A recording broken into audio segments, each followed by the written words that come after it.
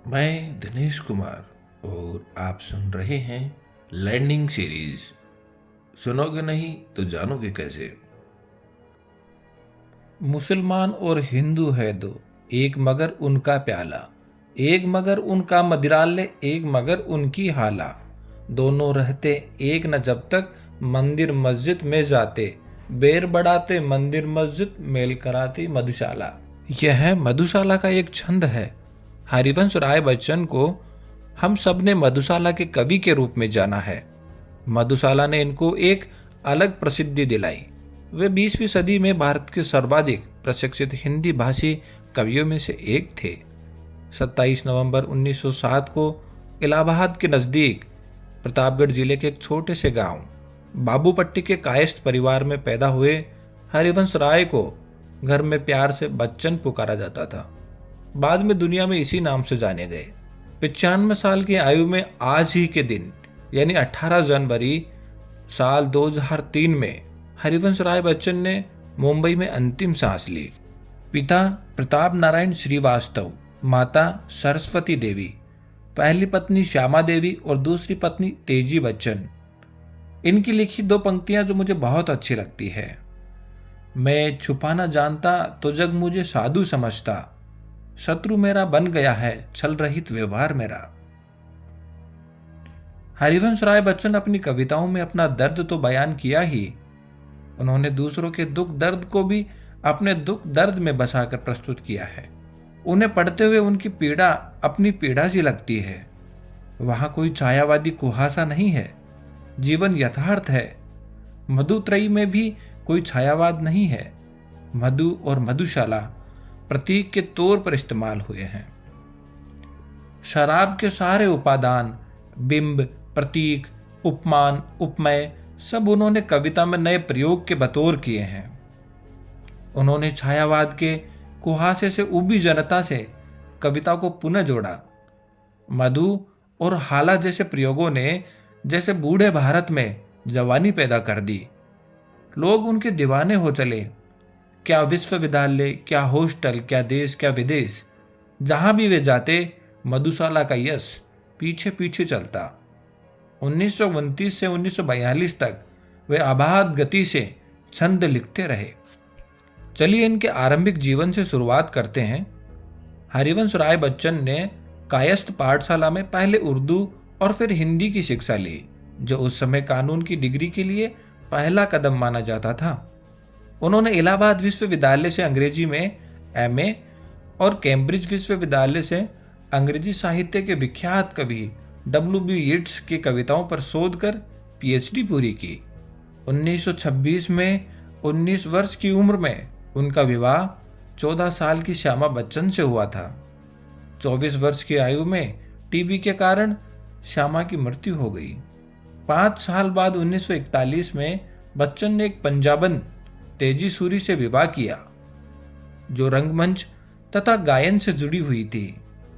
इसी समय उन्होंने नीड़ का निर्माण, फिर जैसी कविताओं की रचना की।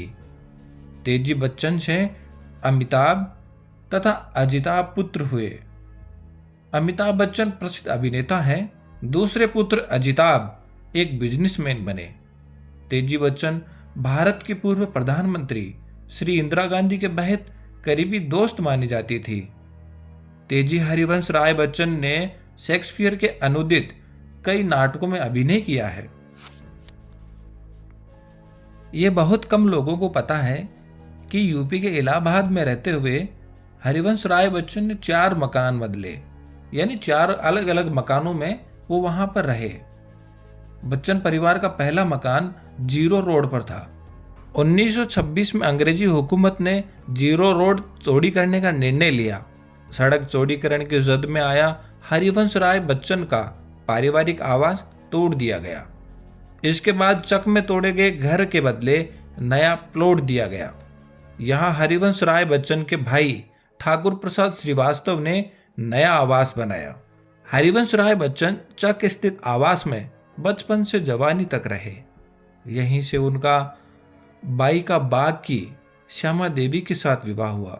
इसी आवास में श्यामा देवी ने अंतिम सांस ली। 1941 में जब उन्होंने अलग जाति की तेजी सूरी से विवाह किया तो परिवार के लोग नाराज हो गए। इसी नाराजगी के चलते वहां से छोड़कर वह कटघर चले गए और उसके बाद क्लाइव रोड पर किराए के मकान में रहने गए। हरिवंश राय बच्चन ने सन 1941 से 1952 तक इलाहाबाद यूनिवर्सिटी में अंग्रेजी के प्रवक्ता के रूप में काम किया।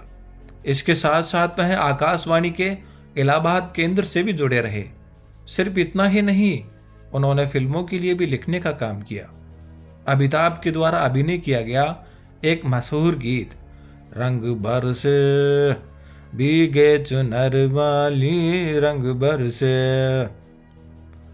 उन्होंने ही लिखा, जिसे खुद उनके बेटे अमिताभ बच्चन ने गाया। 1952 में हरिवंश राय बच्चन पढ़ने के लिए इंग्लैंड चले गए, जहां कैम्ब्रिज विश्वविद्यालय में अंग्रेजी साहित्य काव्य पर शोध किया। सन 1955 में कैम्ब्रिज से लौटने के बाद उनको भारत सरकार के विदेश मंत्रालय में हिंदी विशेषज्ञ के रूप में नियुक्त किया गया। कहा जाता है कि श्यामा की मौत और तेजी से शादी, यही दो उनकी जिंदगी के महत्वपूर्ण अंश हैं, जिनको उन्होंने अपनी कविताओं में हमेशा जगह दी। उनकी आत्मकथा भूलूं क्या याद करूं, नीड़ का निर्माण फिर, बसेरे से दूर, 10 द्वार से सोपान तक उनके बहुमूल्य लेखन रहे। हरिवंश राय बच्चन को सबसे बड़ी प्रसिद्धि मिली सन 1935 में, जब उनकी कविता मधुशाला छपी। इसके अलावा सन 1966 में वह राज्यसभा के सदस्य के रूप में भी चुने गए। हरिवंश राय बच्चन को सन 1976 में पद्म भूषण सम्मान से नवाजा गया। इससे पहले उनको 2 चट्टानों के लिए 1967 में साहित्य अकादमी पुरस्कार भी मिला था। हरिवंश राय को बचपन से ही लिखने का शौक था। उन्होंने फारसी कवि उम्र शाम की कविताओं का हिंदी में अनुवाद किया था। इसी बात से प्रोत्साहित होकर उन्होंने कई कृतियां लिखी, जिसमें मधुशाला, मधुबाला, मधुकलश आदि शामिल हैं। उनके इस सरलता वाले काव्य को बहुत पसंद किया जाने लगा। मधुशाला ने हरिवंश राय बच्चन को सबसे ज्यादा प्रसिद्धि दिलाई। हरिवंश राय बच्चन को उमर खयाम की तरह ही शेक्सपियर, मैकबेथ, ओथेलो और भगवत गीता के हिंदी के अनुवाद के लिए हमेशा याद किया जाता है। इन्होंने नवंबर 1984 में इंदिरा गांधी की हत्या पर आधारित अपनी अंतिम कृति लिखी थी। हरिवंश राय बच्चन के समय कवियों का एक स्तर था। हर कोई कविता की नदी में हर गंगे का उद्घोष करते हुए प्रवेश नहीं कर सकता था। उनकी अपनी पात्रता थी। बच्चन उस दौर में पैदा हुए जब कविता का स्वर्ण युग अभी अभी ही गुजरा था। उनके अवशेष अब भी कविताओं में गूंज रहे थे। निराला, महादेवी, प्रसाद और पंत के बाद कविता छायावादोत्तर राह पर मजबूती से चल रही थी। आगे चलकर 1943 के बाद एक राह प्रयोगवाद की निकली, दूसरी नई कविता की ओर। प्रगतिशील धारा के कवि भी परिदृश्य में थे, यानी एक तरफ अज्ञेय जी और उनका कवि समूह था, दूसरी तरफ केदारनाथ अग्रवाल, नागार्जुन, शील नवीन आदि का, तीसरी तरफ नई कविता के नए दिग्गज कवि। निराला मुक्त छंद के द्वार प्रशस्त कर ही चुके थे। ऐसे माहौल में भी बच्चन ने छंद की राह नहीं छोड़ी और छायावादियों के प्रभाव से मुक्त होते हुए एक अलग राह बनाई, जो निज मन की व्यथा के उद्घाटन का माध्यम बनी। हरिवंश राय बच्चन ने कविता की 2 दर्जन से ज्यादा कृतियां हिंदी संसार को दी। गीत की शुद्धता का प्रमाण देती उनकी गीत रचनाएं अपने भीतर एक पूरा युग समेटती सहेजती है। उन्होंने ख्याम की मधुशाला का अनुवाद किया, जनगीता लिखी, रूसी कविताएं अनुदित की, शेक्सपियर साहित्य से Macbeth, Othello, Hamlet, King Lear और अन्य बहुतेरे अनुवाद किए। कवियों में सौम्य संत पंत पर आलोचना भी लिखी। हरिवंश राय बच्चन की आत्मकथा के 4 भाग, क्या भूलूं क्या याद करूं, नीड़ का निर्माण फिर, बसेरे से दूर और 10 द्वार से सोपान तक, भला कौन भूल सकता है, जो हिंदी गद्य का भव्य नमूना है।